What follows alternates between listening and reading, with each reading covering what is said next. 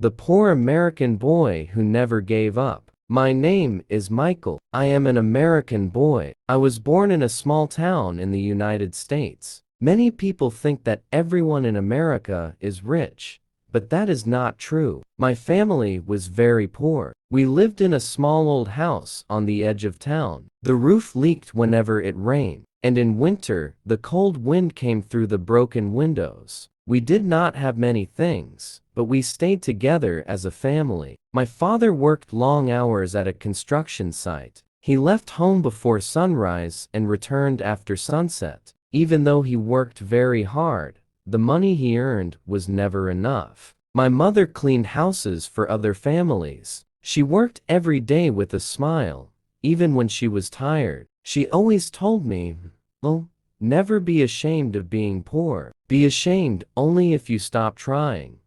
Those words stayed in my heart. Every morning, I woke up at 5 o'clock. Before school, I helped my parents. I cleaned the yard, took out the trash, washed the dishes, and prepared my school bag. After that, I walked to school. The journey took almost 45 minutes. My backpack was old, my shoes had holes, and my clothes were not new. Sometimes other students laughed at me because of the way I looked. They wore expensive clothes and carried new phones, while I had none of those things. At first, their laughter made me feel sad. I wanted to stay home and never return to school, but every time I thought about giving up, I remembered my parents. They were working harder than anyone I knew just to give me a chance to study. I told myself, if they never give up on me, I will never give up on my dream. My favorite place was the school library. It was quiet, warm, and full of books. Every afternoon, spent hours reading stories about successful people. I learned that many famous men and women had difficult childhoods. They failed many times before they became successful. Their stories gave me hope. I began to believe that my future could be different from my past. One evening, after finishing my homework, I looked out of my bedroom window. The sky was full of bright stars. I closed my eyes and made a promise to myself. One day, I will change my life. I will work hard, help my parents, and prove that poverty cannot stop a person with determination. From that moment, I knew my journey had truly begun. The next school year was even more difficult than the one before. My father's company reduced the number of workers, and one afternoon, he came home carrying a small box with his tools. He looked tired and worried. My mother understood immediately. He had lost his job. For a few minutes, nobody spoke. The house was completely silent. I looked at my parents and saw fear in their eyes for the first time. We already had very little money, and now life would become even harder. That night, my parents sat at the kitchen table and talked quietly about the bills. They counted every dollar they had. I stayed in my room, but I could hear their voices. My mother said, "We must stay strong. We will find a way." My father nodded, but I knew he was disappointed. The following morning, I decided that I wanted to help my family. After school, I walked around the neighborhood asking if anyone needed help. Some people asked me to mow their lawns. Others paid me to wash cars, rake leaves, or carry heavy boxes into their garages. The jobs were not easy, but I was thankful for every opportunity. The first time I earned $20, I felt proud. It was not a lot of money, but it meant something to me. Instead of buying snacks or toys, I gave the money to my mother. She looked at me with tears in her eyes and hugged me tightly. "You should keep this for yourself," she said. I smiled and replied, "No, Mom. We are a family. We all help each other." From that day on, I worked every weekend. Sometimes I was tired, but I never complained. I studied during the evenings and worked whenever I had free time. Slowly, I learned something important. Hard work builds confidence. One afternoon, while cleaning an old garage, I found a box full of books. The owner was an elderly man named Mr. Johnson. Instead of throwing the books away, he smiled and said, "Michael, if you enjoy reading, you can keep them." Those books changed my life. They were about successful entrepreneurs, scientists, inventors, and great leaders. Every night, I read one chapter before sleeping. Each page taught me that success does not happen overnight. It comes from discipline, patience, and never giving up. As the weeks passed, my grades at school became even better. My teachers noticed my hard work and determination. One teacher, Mrs. Wilson, called me after class. "Michael," she said, "I believe you have great potential. Never let your situation decide your future. Keep studying, because one day your education will open doors that money cannot." Her words gave me new hope. I walked home that afternoon with a smile, believing that my life was slowly beginning to change. The road ahead was still long, but for the first time, I could clearly see a bright future waiting for me. As the months passed, life slowly became more stable. My father finally found another job, but it paid much less than his old one. Even though things were still difficult, my parents never stopped encouraging me to focus on my education. One Monday morning, our school principal made an important announcement during the school assembly. "Students," he said, "next month, our school will hold an academic excellence competition. The winner will receive a full scholarship to one of the best high schools in the state." The moment I heard the word scholarship, my heart started beating faster. I knew this was more than a competition. It was a chance to change my future. After school, I walked home thinking about it. I wanted to join, but I was afraid. Many of the students who planned to compete came from wealthy families. They had private tutors, expensive computers, and every learning resource they needed. I had only my old books and my determination. That evening, I told my parents about the competition. My father smiled and placed his hand on my shoulder. "Michael," he said, "you may not have everything they have, but you have something many people never develop: a strong heart and the courage to work hard." My mother nodded. "Winning begins with believing," she said. "If you don't believe in yourself, nobody else will." Their words gave me confidence. The next day, I registered for the competition. From that moment, my daily routine completely changed. I woke up at 4:30 every morning to study before school. During lunch breaks, I reviewed my notes instead of chatting with friends. After school, I finished my part-time jobs as quickly as possible, so I could spend the evening reading and solving practice questions. Some nights, I felt exhausted. My eyes became heavy, and I wanted to sleep. But every time I thought about quitting, I looked at a small family photo on my desk. It reminded me why I had started this journey. One afternoon, Mrs. Wilson noticed me studying alone in the library. She walked over and asked, "Michael, why do you spend so many hours here every day?" I answered honestly, "Because I don't want poverty to decide my future." She smiled warmly. That is one of the strongest answers I've ever heard. From that day forward, Mrs. Wilson became my mentor. Every afternoon, she stayed after school to help me prepare for the competition. She explained difficult lessons, gave me extra practice questions, and taught me how to stay calm under pressure. "The smartest student doesn't always win," she told me. "The student who stays focused and never gives up usually succeeds." Those words became my motivation. As the competition day grew closer, I felt both excited and nervous. I knew hundreds of students would compete, and only one person would receive the scholarship. Standing in front of the mirror the night before the competition, I looked into my own eyes and quietly said, "No matter what happens tomorrow,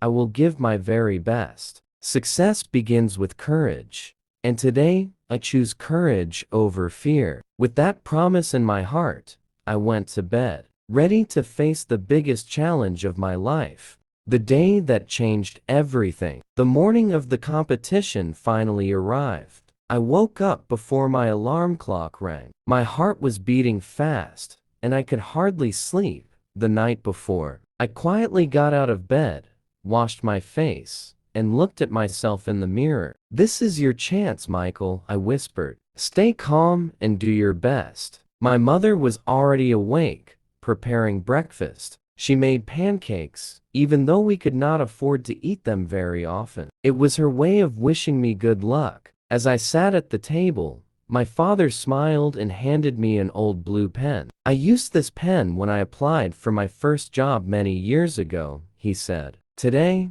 I want you to use it. It's not magic, but I hope it reminds you that our family believes in you." I held the pen carefully. It wasn't expensive, but it became the most valuable thing I owned. "Thank you, Dad," I said, with a smile. When I arrived at school, hundreds of students were already there. Some looked confident, laughing with their friends. Others were quietly reviewing their notes. I took a deep breath and reminded myself that I had prepared for this moment every single day. Mrs. Wilson walked toward me. "You've already won something very important," she said. I looked at her with surprise. "What do you mean?" "You've learned discipline, patience, and courage. No matter what happens today, nobody can take those qualities away from you." Her words made me feel stronger. Soon the competition began. The first round was a written exam with difficult questions in mathematics, science, English, and logical reasoning. Some questions seemed impossible at first, but instead of panicking, I stayed calm. I remembered everything I had practiced over the past several months. One question took me almost 10 minutes to solve. I wanted to skip it, but I refused to give up. Finally, the answer became clear, and I finished just before time was over. After the written exam came the interview round. Each student entered a small room where 3 judges asked questions. When it was my turn, I walked in confidently. One judge smiled and asked, "Michael, why do you deserve this scholarship?" I took a deep breath before answering. "I don't believe I deserve it because I'm poor," I said. "I believe I deserve it because I've worked hard every single day. My family's struggles taught me responsibility, discipline, and determination. If I receive this opportunity, I promise I will use it to build a better future, not only for myself, but also for my parents and for others who need hope." The room became completely silent. The judges looked at each other and smiled. After several more questions, they thanked me and asked me to wait outside. The next few hours felt longer than any day of my life. Every student gathered in the school auditorium, waiting for the final results. The principal walked onto the stage carrying a white envelope. My hands were shaking. I closed my eyes for a moment and quietly prayed. The principal opened the envelope, smiled at the audience, and said, "The winner of this year's Academic Excellence Scholarship is..." My heart almost stopped as everyone waited to hear the name. The announcement. The principal looked at the audience and smiled. "The winner of this year's Academic Excellence Scholarship is Michael Carter." For a moment, I couldn't move. I thought I had heard the wrong name. Then everyone around me started clapping. Mrs. Wilson smiled proudly, and my classmates looked at me with surprise. "Michael," the principal called again, "please come to the stage." My legs were shaking as I walked toward the stage. I had dreamed about this moment for months, but now it felt unreal. The principal handed me a certificate and shook my hand. "Congratulations," he said. "Your hard work and determination have inspired everyone in this school." The audience applauded loudly. I looked into the crowd and saw my parents standing at the back of the auditorium. My mother was crying with happiness, and my father had the biggest smile I had ever seen on his face. After the ceremony, parents hugged me tightly. "I'm so proud of you," my mother whispered. My father smiled and said, "Today, you proved that hard work is stronger than poverty." I replied, "I couldn't have done this without both of you." A few days later, I officially started at my new high school. Everything was different. The classrooms were larger,